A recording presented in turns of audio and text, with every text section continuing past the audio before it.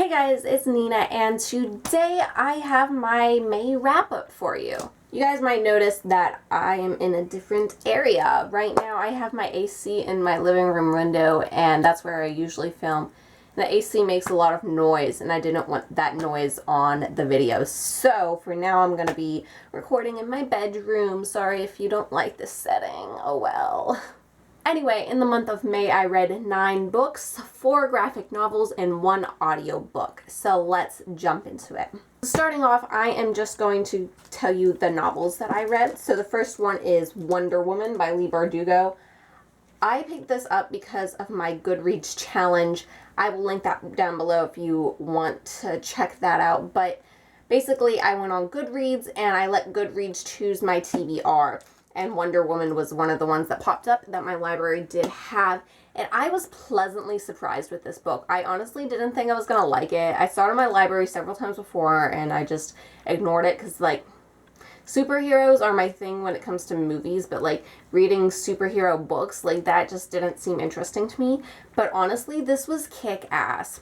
My characters were awesome. They were funny and good and just cool. Wonder Woman Diana was a kick-ass, strong female lead character, and this was just, it blew my mind. It had adventure, it had violence, it had kick-ass, it had morals. It was good. It was good. That's all I have to say. I gave it like a 4 stars, so yeah.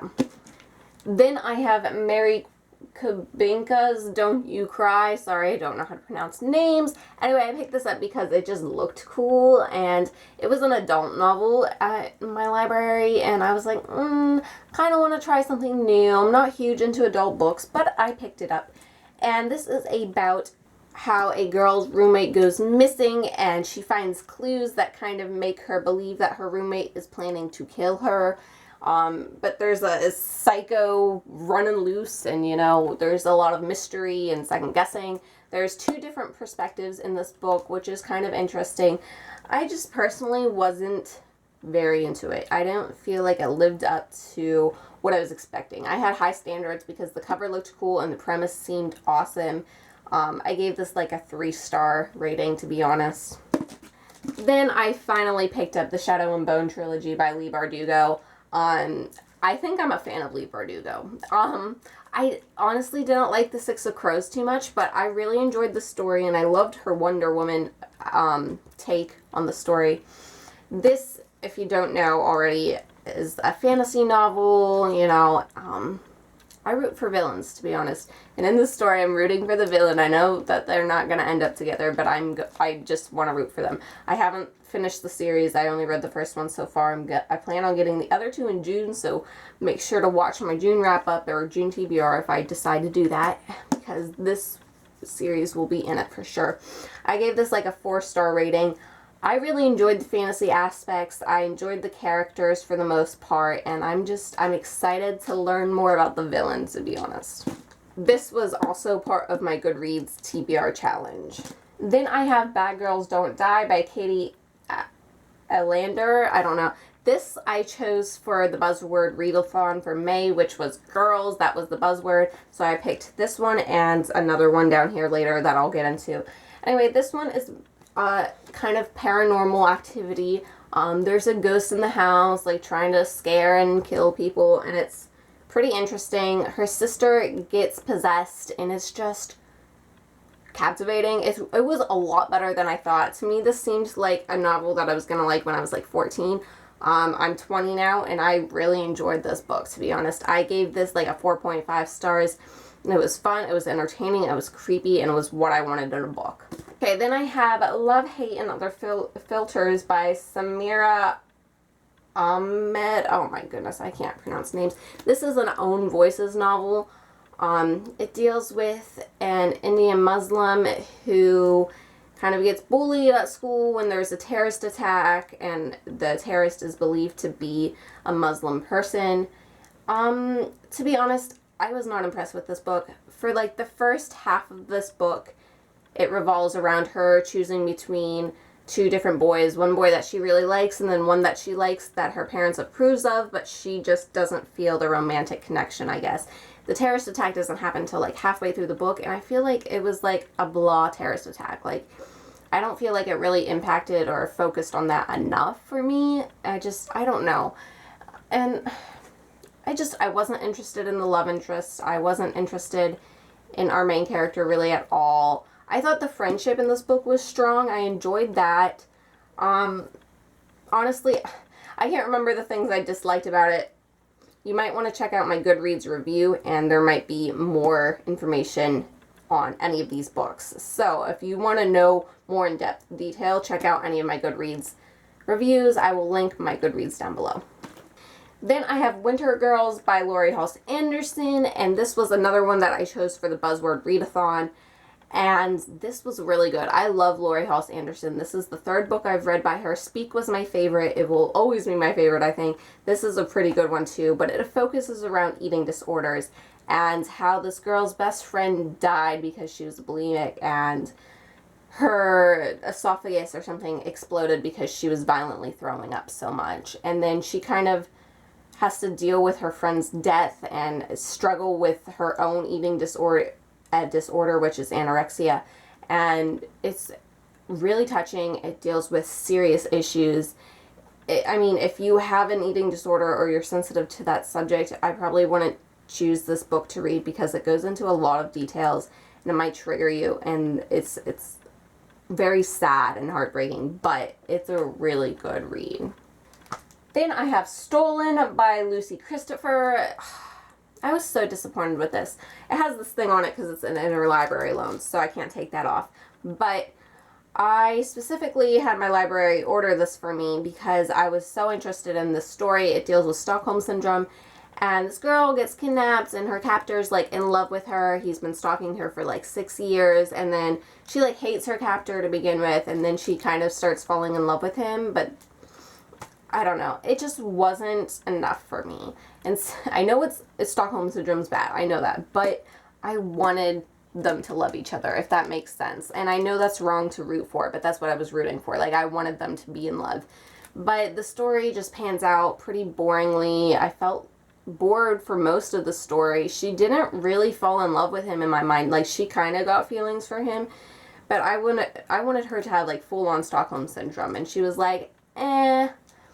And, like, I was disappointed. I gave this, like, a 2.5 star, and let down. The Curious Incident of the Dog in the Nighttime by Mark Haddon. To be honest, I DNF'd this. I read most of it. I quit, like, 50 pages to the end. I just wasn't interested. It starts off, this boy is, I don't know really what he has. I don't know what you would call it, but like he's super smart, but like his brain doesn't work like ours. Like mentally he's not normal. I don't know how to explain it. You guys know what I mean.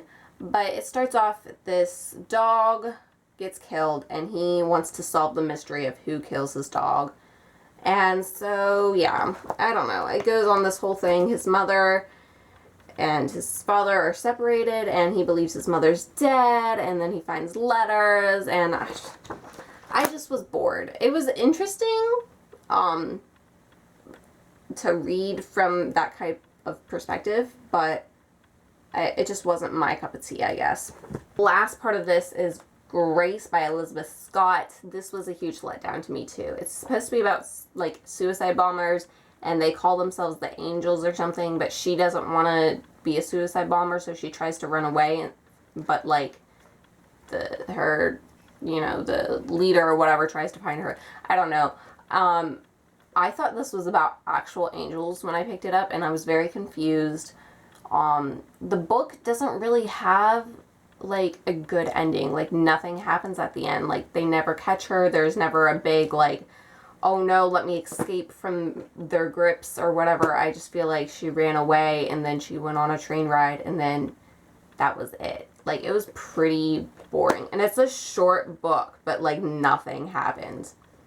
On to graphic novels. First, I have The Prince and the Dressmaker by Jen Wang. I don't know. This was amazing. This deals with a young girl who's a dressmaker and a prince who hires her to make his dresses. He's a cross-dresser. He loves beautiful dresses. The artwork in this is gorgeous. They end up like falling in love at the end, I guess. The support in this book was great. The representation, I feel like, was beautiful. I can't speak for it. I'm not a cross-dresser or whatever, but I feel like it was done well. And I loved the art. I loved the story. I loved the characters. And it was just gorgeous. I give this like a 5-star rating. From that same author, we have In Real Life. And this is about a girl who kind of finds herself in this internet game. And she tries to help someone out in China who does this for like a living. And he's sick. And she tries to make him go on strike. And so that he can get better benefits and stuff. The artwork, again, I really love. This story just wasn't a good one to me. I give this more like a 3-star. It just wasn't my cup of tea, I guess. Then we have The Plain Janes by Cecile Castellucci and Jim Rugg. I don't know. This is about a couple high school teenagers, all named Jane, and they kind of are like rebels by leaving art, vandalizing and doing art things and leaving them around town. First of all, it's all in black and white, so I found it kind of boring. I found the premise boring. I just don't like any of this, to be honest, and I don't want to continue on with the series. I have nothing to say about this. I give it like a 1-star. Like, I did not care about this book. Graphic novel I have is A Wrinkle in Time. This was also part of my Goodreads TBR challenge. The artwork is all blue, black, and white, which I thought was pretty cool. A Wrinkle in Time is a classic, and I wanted to like it. I just didn't. I found it confusing and boring and blah. I just didn't really get it, I guess. So I gave this like a 2-star because it was so long and boring for me. Then the last thing I have is an audiobook, The Big Little Lies by Leanne Moriarty. This is an adult novel. I enjoyed this pretty well. The narrator was good. I liked the narrator. I'm not a huge fan of audiobooks. This deals with like 3 main characters, 3 moms of kindergarten children, and there's bullying going on and they have to deal with the bullying, and there's mom drama, and then there's a murder that's being investigated throughout the whole story, and it leads up and it tells us what happened and what went down and who got murdered.